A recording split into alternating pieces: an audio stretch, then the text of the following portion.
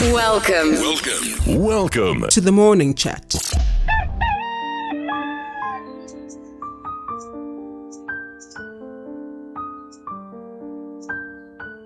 The face of a man in gladness needs no telling. Not only does the spread of his cheeks transmit the warmth of his heart, the ease with which his lips yield to the display of his teeth also announces that all is well.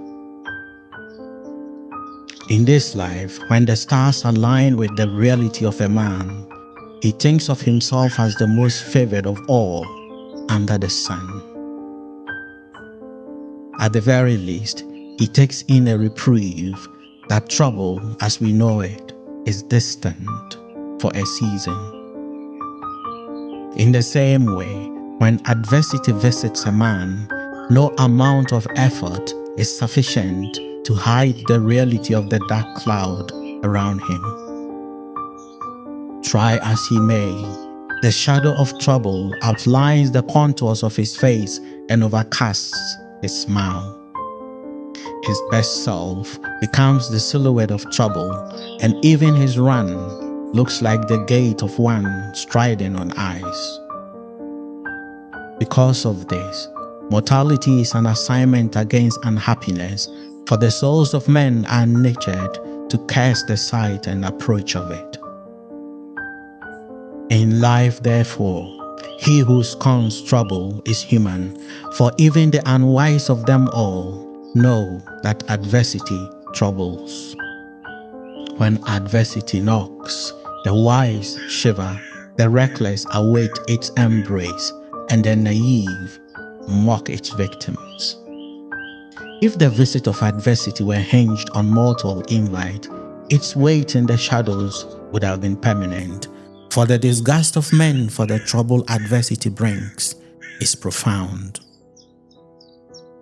As much as men detest the visit of adversity, it is the university that mortality enrolls all humanity into.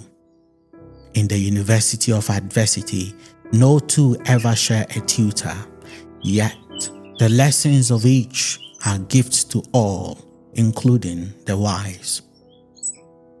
How long a man stays in the university and what becomes of him hinge on how he chooses to embody his experiences, embrace the process, and cherish the pruning of his encounters.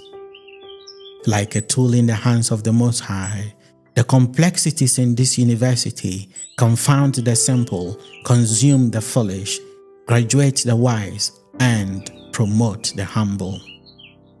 Wisdom in the university of adversity is not built in its answers, but in its questions.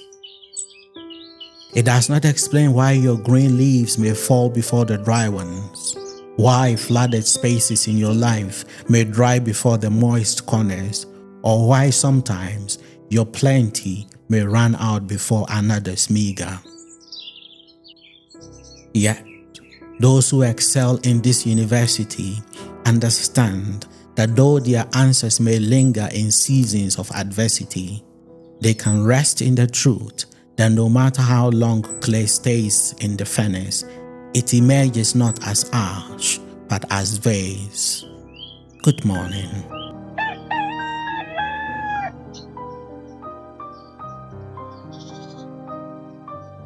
You've been listening to The Morning Chat with Dr. Andy Asamoah. Connect with him on all social media platforms.